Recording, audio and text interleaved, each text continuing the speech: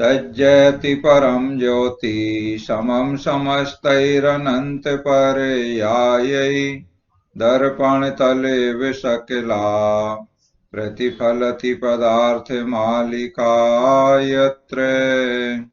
श्री पुरुषार्थ सिद्धि उपाय ग्रंथ जी में आचार्य श्री अमृत चंद्र स्वामी जी महाराज अब तप को भी चारित्र के अंतर्गत समाहित किया गया है, इसलिए मोक्ष मार्ग में तप भी उपयोगी है, तप करना चाहिए, ऐसा उपदेश यहाँ पर देते हुए तप का वर्णन कर रहे हैं। और यह विशेष रूप से सकल चारित्र में, मुनियों के चारित्र में शामिल होता है। श्रावक भी अपनी शक्ति के अनुसार तप करें, ये बात प्रेरणा यहाँ की जा रही है। श्लोक दोहराएंगे। चारित्रांतर भावात्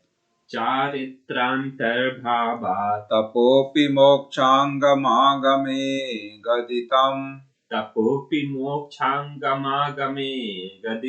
अनिगोहित निज वीर्यैस् तदपि निषेव्यं समाहितस्वान्तैः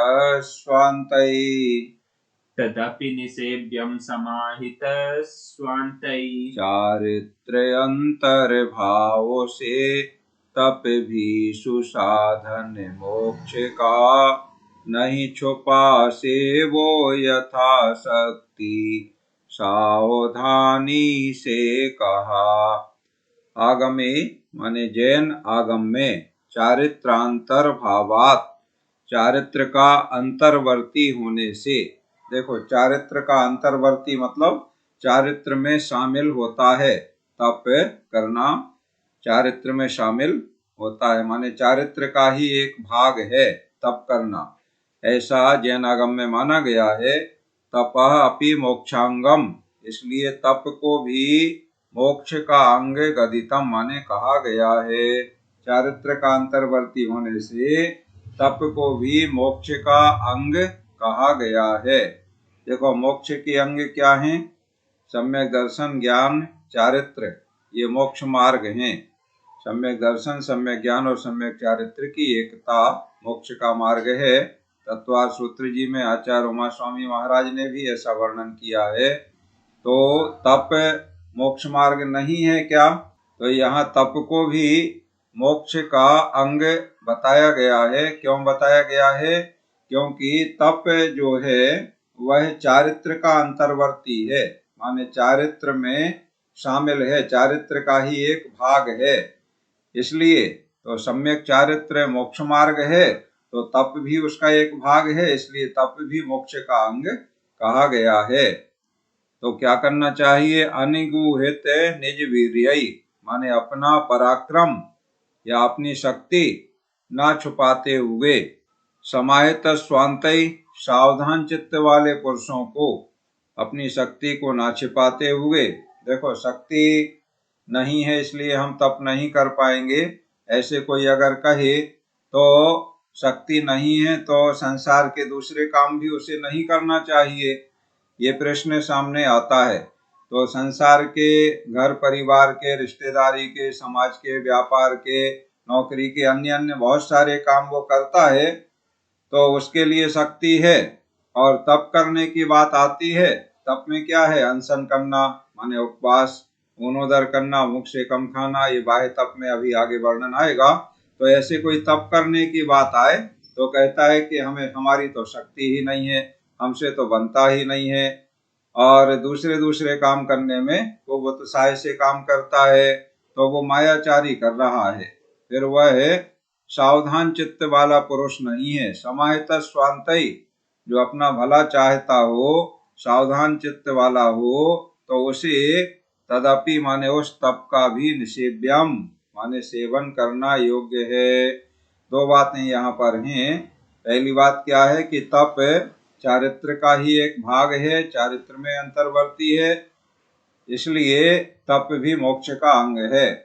और ऐसा जो तप है उसे अनिगोहित निज वीर्य, अपनी शक्ति को ना छुपाने वाले और सावधान चित्त वाले पुरुषों को वह तप सेवन करना योग्य है, अर्थात तपश्चरण भी करना चाहिए। श्रावकों के लिए यहाँ बात हो रही है।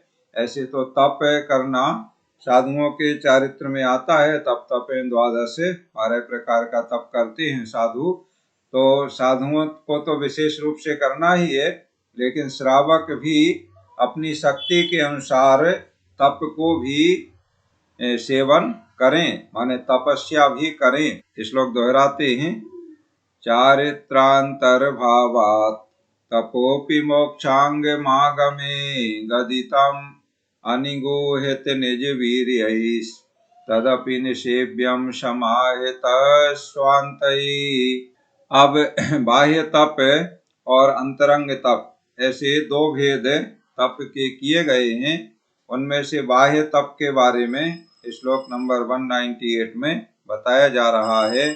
श्लोक दोहराएंगे। अनशनमवमौदर्यम् विविक्तशय्यासनं रसत्यागः कायक्लेशो वृत्ते संख्या च निषेव्यमिति तपो बाह्यम् अनशन अवमौदर्य शय्यासन विविक्त रस त्याग है तन क्लेश वृत्ति परिसंख्या बाह्य तप नित सेव्य हैं। बाह्य तप के 6 भेद यहाँ पर बताए गए हैं। उन 6 भेदों के नाम और उनके विषय में बताया जा रहा है। अनशन, पहला अनशन करना। अनशन मतलब उपवास, जिसका वर्णन प्रोषद उपवास में आपने विस्तार से समझ लिया है, तो वह अनशन कहलाता है। अनशन माने उपवास में विशेष रूप से 24 घंटे चारों प्रकार के आहार का त्याग किया जाता है, और साथ में कषाय विषयों के जो पंचेंद्रिय के विषय भोग हैं उनका भी त्याग किया जाता है, और विशेष रूप से चारों आहार का त्याग किया जाता है। चतुराहार विसर्जन, ये परिभाषा अनशन की आती है। तो अनशन तप है। दूसरा अवमौदर्यम माने ऊनोदर। ऊनोदर का मतलब है भूख से कम भोजन करना। देखो, भूख से कम भोजन कर रहे हैं तो तपस्या कर रहे हैं, और तपस्या करने से क्या होता है?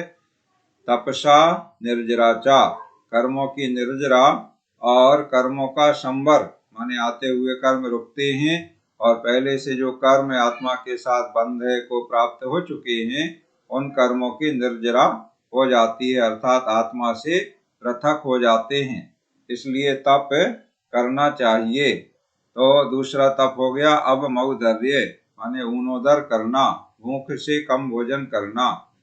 भूख का प्रमाण बताया गया है, विशेष रूप से साधुओं के लिए, मुनियों के लिए आहार का जो प्रमाण बताया गया है, तो एक स्वस्थ पुरुष को कितना आहार करना चाहिए, जैसे मुनिराज आहार करते हैं तो उनके आहार 32 ग्रास के बराबर होना चाहिए। माने 32 ग्रास का उत्कृष्ट आहार होता है। अधिक से अधिक आहार लेंगे तो 32 ग्रास लेंगे, इससे ज्यादा आहार नहीं लिया जाता है।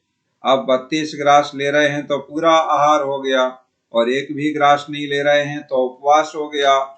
और इसके बीच का जो है, जैसे 1 ग्रास लें या 2 ग्रास लें या 31 ग्रास तक लें, तो ये अवमौदर्य की श्रेणी में आ जाता है। अर्थात भूख पूरे 32 ग्रास की है और उसमें से 1 ग्रास हमने कम लिया, केवल 31 ग्रास लिया, तो अवमौदर्य तप हो गया। या और कम लिया या बहुत कम लिया, केवल 1 ग्रास आहार लिया और कुछ नहीं लिया, तो भी अवमौदर्य हो गया। तो इस तरह से आहार के कम ज्यादा के अनुसार अवमौदर्य भी कई प्रकार का हो जाता है। तो विशेष बात यहाँ क्या हुई? भूख से कम भोजन करना। फिर तीसरा तप है विविक्त शय्यासनम, माने विविक्त शय्यासन करना। विविक्त शय्यासन क्या कहलाता है? नाना प्रकार के जो आसन ग्रहण करते हैं तो वो विविक्त शय्यासन होते हैं। तो कहाँ करना आसन? जहाँ कोई विषयी जीवों का आवागमन ना हो, ऐसे एकांत स्थान में सोना, बैठना अथवा रहना। इससे ब्रह्मचर्य का पालन होता है और ध्यान अध्ययन में विघ्न नहीं आता है। उसे विविक्त शय्यासन कहते हैं। तो इसमें शय्या और आसन दोनों चीजें हैं। इसके बाद चौथा है रस परित्याग। हमारे जैन आगम में 6 प्रकार के रस माने गए हैं।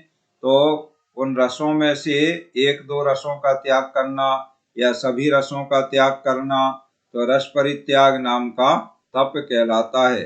6 रसों में दूध, घी, दही, तेल, मीठा और नमक, ये 6 रस माने गए हैं।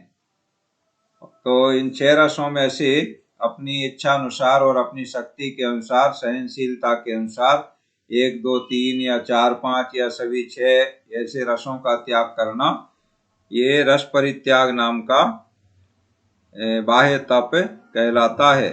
देखो, हरी वस्तुओं को इसमें रस में गिनती में नहीं लिया गया है। तो रस का त्याग तो इसमें 6 रसों के त्याग से हो जाता है। इसके अलावा जो रसी दिन के हिसाब से होती हैं, सोमवार को रविवार को नमक और मंगल को हरी, इस तरह से करते हैं।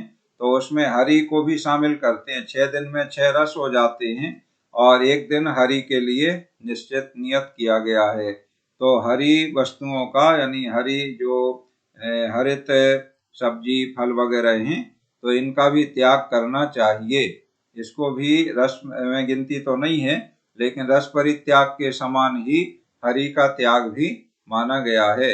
इससे इंद्रिय और प्राणी दोनों प्रकार का संयम होता है और पदार्थों की लालसा घटती है और स्वाध्याय इत्यादि की वृद्धि होती है। इसलिए रसों का त्याग करना चाहिए। इसके बाद 5वां तप है काय क्लेश। काय क्लेश तप में अपने शरीर से ममत्व को त्यागा जाता है, माने शरीर से ममत्व का त्याग करना। इस प्रकार से शारीरिक पीड़ा को सहन करना काय क्लेश होता है। काय क्लेश जब मुनिराज करते हैं तो ग्रीष्म काल में पर्वत के शिखर पर खड़े होकर के तपस्या करते हैं और सामने सूर्य तप रहा है बहुत तेज प्रखर, और सूर्य की ओर मुख करके खड़े होते हैं, दोनों हाथ है लटका करके। उसे आतापन योग कहते हैं। ग्रीष्म काल में ग्रीष्म योग भी कहते हैं। तो इस प्रकार से शरीर को कष्ट देते हैं जान जान करके। इस प्रकार से काय क्लेश, तो शरीर से ममत्व का त्याग होता है इससे, और अपनी सहनशीलता बढ़ती है। जैसे कभी सुख की अभिलाषा घटती है, कभी अचानक इस प्रकार का कष्ट और दुख आ जाए, तो पहले से सहन करने का अभ्यास है तो वो आसानी से सहन कर लिया जाएगा। और अगर पहले से अभ्यास नहीं है तो फिर ऐसा कोई दुख आ जाए, संकट का समय आ जाए, तो उसमें परिणाम विकल हो सकते हैं। इसलिए पहले से काय क्लेश नाम का तप करना चाहिए। और अंतिम है वृत्ति संख्या। वृत्ति संख्या का मतलब होता है, वृत्ति माने होता है आहार, और जो वृत्ति गोचरी वृत्ति और अन्य अन्य मधुकर वृत्ति का वर्णन इसमें आया था पहले। तो वृत्ति माने मधुकर के समान आहार लेते हैं। गोचरी गाय के जैसे गाय चरती है वैसे आहार, तो वृत्ति गोचरी वृत्ति, इस प्रकार से। तो वृत्ति माने आहार, तो उस आहार की वृत्ति परिसंख्या माने मर्यादा करना। कैसे मर्यादा करना आहार की? जैसे मुनिराज आहार के लिए निकलते हैं तो मैं 2 गली या 2 घर या 3 घर जाऊंगा, या इस विधि से आहार मिलेगा तो लूंगा अन्यथा नहीं लूंगा, इस तरह की प्रतिज्ञा करना। इसे वृत्ति परिसंख्या नाम का तप कहते हैं बाह्य तप में। और इससे क्या लाभ होता है? आहार विषयक जो तृष्णा है उसका नाश होता है, माने आहार के प्रति ज्यादा लालसा या गृध्यता नहीं रहती है। अगर सहज में अपनी विधि के अनुसार मिलता है तो ले लेंगे, और नहीं मिलता है तो आहार ना करके और अनशन करेंगे। इस प्रकार से ये 6 बाह्य तप का वर्णन किया गया है। श्लोक दोहराते हैं। अनशनमविमौदर्यं विविक्त शय्यासनं रसत्यागः कायक्लेशो वृत्ते संख्या च निषेव्यमिति तपो बाह्यम। और इस प्रकार आज आपने चारित्र के अंतर्गत तप भी मोक्ष का अंग है, इसलिए अपनी शक्ति के अनुसार तप करना चाहिए सावधान चित्त वाले पुरुषों को। और फिर तप के 2 भेद हैं, बाह्य तप और अंतरंग तप। तो बाह्य तप के 6 भेद आज आपने समझ लिए, और आगे कल अंतरंग तप के भी 6 भेद हैं, उनके बारे में वर्णन चलेगा। और अंतरंग तप के साथ में और भी जो सकल चारित्र में वर्णन आता है, वो सभी वर्णन आगे चलेगा महाव्रतों का। और मुनि व्रत धारण करने की प्रेरणा आचार्य श्री अमृतचंद्र स्वामी जी महाराज ने श्रावकों को की है, तो उसके बारे में कल बताया जाएगा। इस प्रकार आज की क्लास पढ़ाई का कार्य यहाँ पूर्ण होता है। अब आप अपने प्रश्न जिज्ञासा आदि समाधान कर लें।